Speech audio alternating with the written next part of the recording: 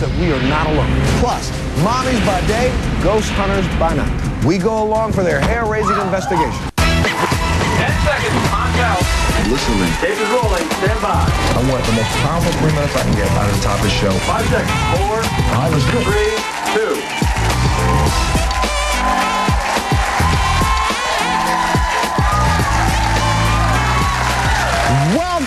Welcome, and thank you so much for joining us today. You know, is the world going to end in 5 years? Anybody heard about this? Is the world going to end in 5 years? Raise your hand if you know anything about that. Raise your hand. You don't. Only one person knows about this. My God. Or do aliens exist? Are there going to be some really ridiculous phenomena, mysterious phenomena happening in the next couple of years that no one knows about? Well, today we're wrapping up our week of mystery and mayhem with some incredible stories of close encounters and mysteries and mysterious phenomena that you will not believe. Now, I'm going to tell you something. When I ask the question, is the world going to end in 5 years? Guys, you don't know this, but right now, all over the world, there's a movement. And that movement is about this right here, 2012. People are thinking that the world could come to an end in just 5 years. And I'll tell you a little bit about this later on the show. But my first guests are on a whole mission of their own. I'm going to tell you, they're searching for something. How many of you guys believe in ghosts?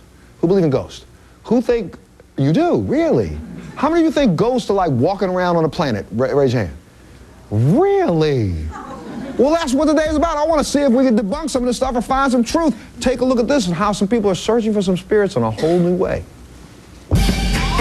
My name is Karen Schillings, and I'm the founder and director of CASPR. CASPR stands for Central Arkansas Society for Paranormal Research. We have 6 women that are full active members, including myself. We investigate any type of paranormal activity. This work is very exciting to me. Every investigation is a whole new adventure. We're investigating the Majestic Hotel in Hot Springs, Arkansas. Some of the people who worked there called and they asked if we might come by and check it out. It was built in 1905, and throughout the years there's been reports of deaths, suicides. A lot of the security guards will not go on the upper floors. We're looking for anything unusual, different sounds, voices.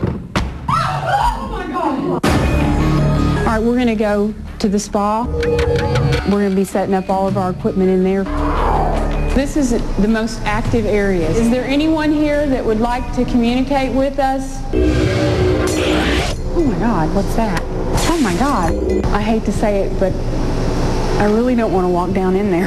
The curtain just moved. It looks like a light bulb exploded inside here. There is some glass and a bulb in here. I think it was a really good investigation. Oh, I didn't hear that. Oh my God. Looks like another successful mission for CASPR. Absolutely. Looks like another successful mission for CASPR. Please welcome Karen and Valerie to the show. Wait a minute. You know, I'm looking up here. You don't guys look like people from Saturday Night Live. You look like suburban housewives. Are you a Ghostbusters? I'm using the funky term. Tell us what you do. Well, we're not actually Ghostbusters. We're moms by day. We lead normal lives, and then we have kind of an unusual hobby, and that's ghost hunting. How did you begin? Well, I grew up hearing scary stories, you know, ghost stories, things that happened to my mom and my grandmother, but until I experienced them for myself, I really didn't believe them. They were just stories. And so when I lived in an actively haunted house about 10 or 12 years ago now, things were happening that were totally unexplainable, and it piqued my interest to start the paranormal ghost hunting group and to investigate why these things really happened, because I knew they were true. Okay, so now CASPR has turned into 6 women. Valerie, you're part of this, right? Absolutely. And you obviously had the same kind of interest in this your whole life, but now you have an outlet to use it in. So where do you guys go to investigate? Do you look in the newspaper and you heard, well, I heard there was a ghost at such and such a place, and you duck over there, or what? How do you do this? They call us, they go to our website and contact us. Mm-hmm. Just word of mouth. We sent you out to some place to go take a look, did we not? Yes. Where did we send you to? Majestic Hotel. So tell them about it. This place was known to have had ghosts? Yes, the Majestic Hotel was built in 1905, and it actually has survived several fires that completely burned down the entire town of Hot Springs, and it's one of our oldest buildings that is in historic Hot Springs. And over the years, you just hear stories. You know, people that check in, and before they even spend the night there, they would check out because of the ghostly activity. There were reports of deaths and suicides, and some were natural deaths. People just lived in the suites inside the hotel and died, and the owner's grandmother died there inside her suite. What do you find? What do you actually see? I see, one of the first things that happened to me when I started ghost hunting was I saw an apparition of a nurse walking down an abandoned hospital hallway.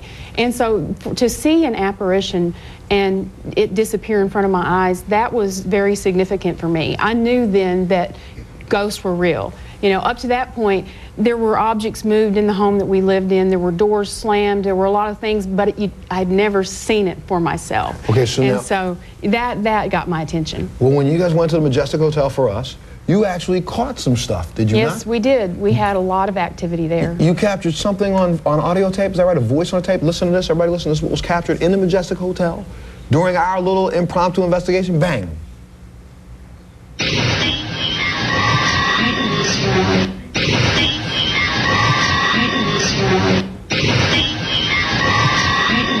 That was just out of the clear blue? That's me talking in the background, and you can hear this mechanical type voice. The EVP, electronic voice phenomenon, there are so many different types of voices. Some are mechanical sounding, some sound inaudible almost. You can't hear them at all, you can't understand what they're saying.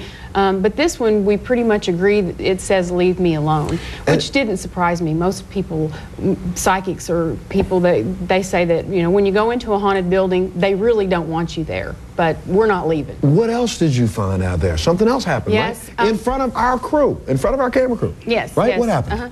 Well, we were shooting in the spa area where there are a lot of security guards that work there now that won't even go into that area. That's how spooky it is. It's got the major creep factor going on. And so anyway, I had my camera set up. We were all waiting, watching. There were a few people walking around taking pictures, and a curtain flew up into the air, and it actually flew up and connected to, or kind of not connected, but kind of laid itself over this other thing. I don't even know what that thing was that it ended up laying on.